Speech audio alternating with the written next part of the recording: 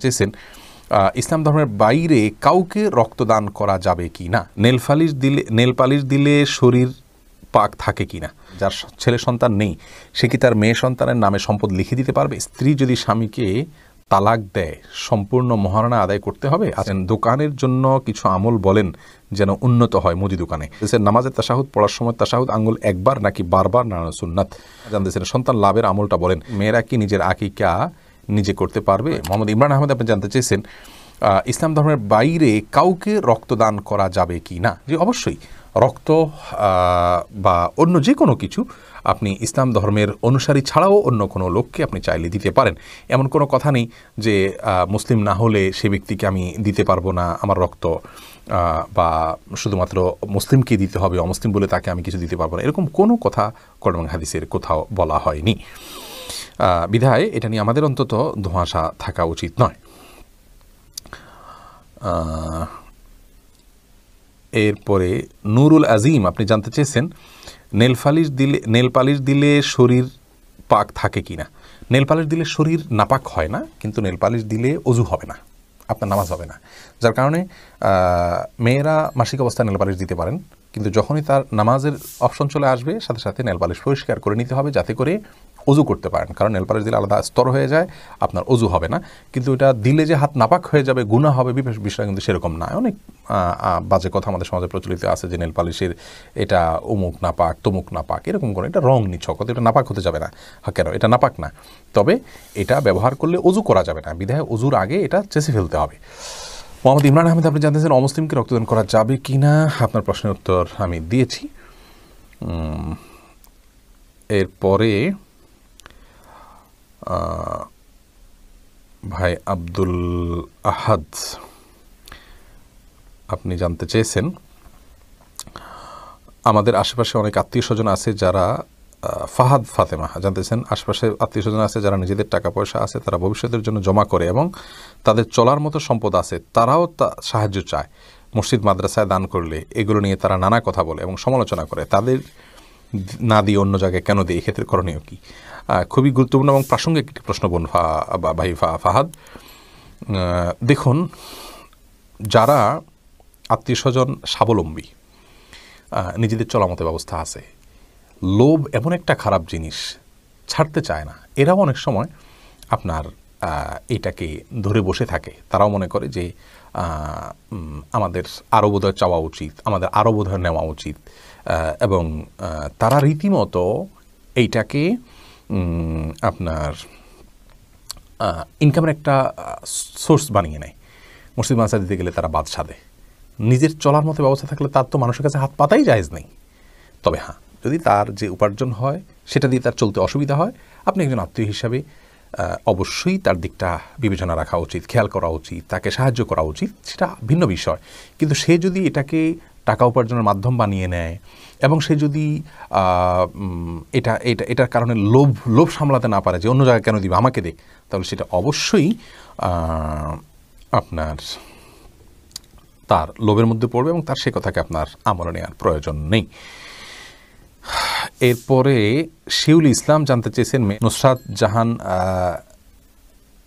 রিহিলা আপনি জানতে চেয়েছেন যার ছেলে সন্তান নেই সে কি তার মেয়ে সন্তানের নামে সম্পদ লিখে দিতে পারবে? না, মেয়ে সন্তান থাকলে তাদের নামে লিখে দিতে পারবে। শর্ত হলো যদি একজন মেয়ে সন্তান থাকে তাহলে সর্বোচ্চ তাকে অর্ধেক সম্পদ দিতে পারবে, আর যদি একাধিক থাকে তাহলে 2/3 পর্যন্ত দিতে পারবে, 3/2 আর বাকিটুকু রাখতে হবে অন্য ওয়ারিশদের জন্য। কারণ একজন মানুষের আরও ওয়ারিশ থাকে, যেমন যিনি আছেন তার মা, তার বাবা, তার স্বামী, তার স্ত্রী, এরা তার ওয়ারিশ রয়েছেন এবং এদেরকে দেওয়ার পর যদি অতিরিক্ত থাকে তাহলে সেক্ষেত্রে ভাই বোনদেরও পাওয়ার অপশন আছে, ওয়ারিশ হিসাবে না সেটা। যাই হোক, তো সে অপশন যেহেতু আছে, অতএব সব সম্পদ সন্তানকে দিয়ে যাওয়া উচিত নয়। আমরা অনেক সময় মনে করি যে আমার সব সন্তান আমার সন্তানকে দিয়ে যাবো, এটা তো আমার অধিকার না। আপনার অধিকার কাকে বলে? ইসলাম তো হলো আত্মসমর্পণের নাম, আল্লাহ রাব্বুল আলামিনের বিধিবিধান অনুযায়ী সব কিছু করার নামই তো ইসলাম। অতএব সন্তান যদি একজন থাকে, একজন মেয়ে সন্তান আছে কথার কথা আপনার, আপনি সব সম্পদ সেই মেয়ে সন্তানকে দিয়ে চলে যাবে, এটা সঠিক নয়। একজন সন্তান হলে তার সর্বোচ্চ, মেয়ে সন্তান যদি হয় সর্বোচ্চ তিনি অর্ধেক পর্যন্ত পাবেন, আর একাধিক পেলে তারা 2/3 পাবেন সব মিলিয়ে সর্বোচ্চ। এর অতিরিক্ত যেটা সেটা অন্যদের মাঝে বন্টন হবে এবং সেই কে কতটুকু পাবে না পাবে সেটা কারা কারা আছে না আছে তার উপরে নির্ভর করবে।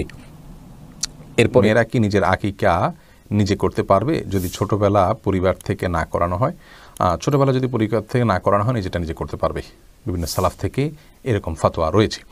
জামশেদ রাজু জানতে চাইছেন, স্ত্রী যদি স্বামীকে তালাক দেয় সম্পূর্ণ মহারণা আদায় করতে হবে? আজকাল দেখা যায় বিয়ে 1 মাসের মধ্যেই তালাক দেয় আইনিভাবে। স্ত্রী যদি স্বামীকে তালাক দেয়, অর্থাৎ স্ত্রীর পক্ষ থেকে তালাকের উদ্যোগ নেওয়া হয়, স্ত্রী তো আসলে স্বামীকে তালাক দিতে পারে না। আত-তালাকু বির-রিজাল ওয়াল ইদ্দাতু বিন-নিসা, হাদিসের ভাষ্য। যার কারণে স্ত্রী তালাক নিজের প্রতি নিজে গ্রহণ করতে পারে। এটাকে বলা হয় অর্পিত তালাক, যেটা আমাদের কাবিননামার 18 নম্বর কলামে লেখা আছে। সেই পাওয়ার বলে কোনো স্ত্রী নিজের প্রতি নিজে তালাক যদি গ্রহণ করেন তাহলে সেটি তিনি করতে পারেন। যদি তিনি নিজে থেকে নিজের পরে তালাক গ্রহণ করেন তাহলে সেক্ষেত্রে তার শর্ত আছে, শর্তগুলো পাওয়া গেছে কিনা সেগুলো দেখতে হবে। আর যদি তিনি স্বামীর কাছে তালাক চান, চেয়ে বিচ্ছেদের উদ্যোগ নেন, তাহলে এটাকে বলা হয় খোলা তালাক। খোলা তালাক হলে তার যদি নিজে থেকে খোলা তালাকের উদ্যোগ নেন এবং স্বামী স্ত্রীর সাক্ষাতের আগে আগে হয়, তাহলে সেক্ষেত্রে মহারণার আংশিক পাবেন না। আর যদি খোলা তালাক হয়, খোলা তালাক যদি হয় সেটা সাক্ষাতের পরেও যদি হয়, তাহলে স্ত্রীর মহারণা যেটা নিয়েছেন স্বামীর কাছ থেকে সেটা ফেরত দিবেন। অর্থাৎ স্বামী সেই মহারণা চাওয়ার অধিকার আছে যে যেহেতু তুমি বিচ্ছেদ চাচ্ছ তোমার মহারণা ফেরত দাও, এটা চাওয়ার অধিকার তার রয়েছে। এরপরে অ্যাঞ্জেল শারিকা এটি থেকে আমরা জানতে চাইছেন, দোকানের জন্য কিছু আমল বলেন যেন উন্নত হয় মুদি দোকানে। দেখুন বোন, দোকানে উন্নতির জন্য প্রথম কথা হলো ভালোভাবে পরিশ্রম করবেন, সময় মতো দোকান খুলতে বলবেন এবং অত্যন্ত দায়িত্বশীলতার সাথে কাজ করতে বলবেন। আর ভোরে দোকানদারি শুরু করবেন। আল্লাহ তাআলা এই সময়ে বরকত দান করেন। আর বিসমিল্লাহ বলে সব কিছু কাস্টমারকে দিবে, রাখবে, সব কিছুতে আল্লাহর নাম নিবে। এবং বরকত লাভের 10টি চাবি নামে একটা বক্তব্য আমাদের আছে ইউটিউবে এবং ফেসবুকে আমাদের চ্যানেলে, সেটা শুনে নেবেন। ইনশাআল্লাহ বরকত লাভের আমলগুলো যদি আপনি করেন আল্লাহ তাআলা রব্বুল আলামিন বারাকা দান করবেন। আর বরকত এই বিষয়টা আসলে দেখা যায় না। আমরা মনে করি অনেক পয়সা হলে বরকত হয়। বরকত মানে কল্যাণ। কল্যাণ আল্লাহ রব্বুল আলামিন যদি ফায়সালা রাখেন, অনেক অল্প বিক্রির মধ্যে বাহ্যিক অসুস্থতার মধ্যেও বরকত বা কল্যাণ থাকতে পারে। বিধায় আমরা বরকত লাভের আমলগুলো করব আর আল্লাহ রাব্বুল আলামিনের ফায়সালাকে মেনে সন্তুষ্ট থেকে জীবন পার করব, এটাই আমাদের জন্য করণীয়। মেহরুন চৌধুরী স্নেহা জানতেছেন, সন্তান লাভের আমলটা বলেন। সন্তান লাভের জন্য কয়েকটা দোয়া আছে। একটা দোয়া বলছি, রব্বি হাবলি মিনাস সলিহিন, বেশি বেশি পড়বেন, রব্বি হাবলি মিনাস সলিহিন। আরও অনেকগুলো দোয়া আছে, এই বিষয়ে আমাদের একটা ভিডিও আছে, দেখে নেবেন। এরপরে এমডি শওকাত হোসেন জানতেছেন, নামাজের তাশাহুদ পড়ার সময় তাশাহুদ আঙ্গুল একবার নাকি বারবার নাড়ানো সুন্নাত? তাশাহুদ পড়ার সময় আঙ্গুল উঠানো এবং নামানো এটা হলো সুন্নাত। বারবার নাড়ানোকে অনেক উলামা ইকরাম সুন্নাহ মনে করেন, আমরা সেটাকে সঠিক মনে করি না। হাদিসে নাড়ানোর কথা বলা আছে, কিন্তু নাড়ানো মানে উঠানো এবং নামানো, এটাই নাড়ানো বলতে আমরা বুঝি। সারাক্ষণ নাড়াতে থাকে, হাদিসে আছে এটা নাড়ানোটা শয়তানের উপরে লোহার আঘাতের মতো।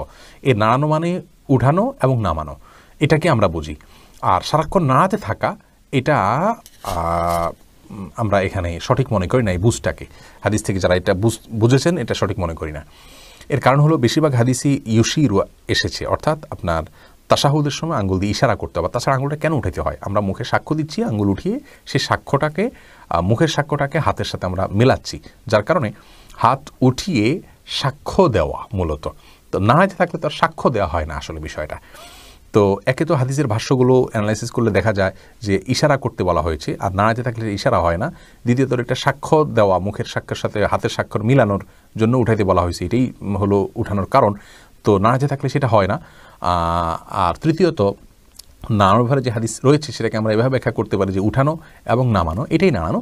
তাহলে সবগুলোকে সামনে রাখলে উঠানো এবং তাশাহুদ শেষ করে এটাকে নামানো, এটাকে আমরা অধিকতর শুদ্ধ মনে করছি। যদিও অনেক উলামা ইকরামের মতে যতক্ষণ আপনি বসে থাকবেন হালকা হালকা করে নাড়াতে থাকবেন, এই নাড়ানোটা শয়তানের জন্য আঘাতের মতো হাদিসে রয়েছে, সেটাকে তারা সেই ব্যাখ্যাটাকে নিয়েছেন। অতএব তাদেরটাকে আমি ভুল বলছি না, কিন্তু আমার কাছে যেটা সঠিক মনে হয়েছে আমি সেটাই শুধুমাত্র বলেছি।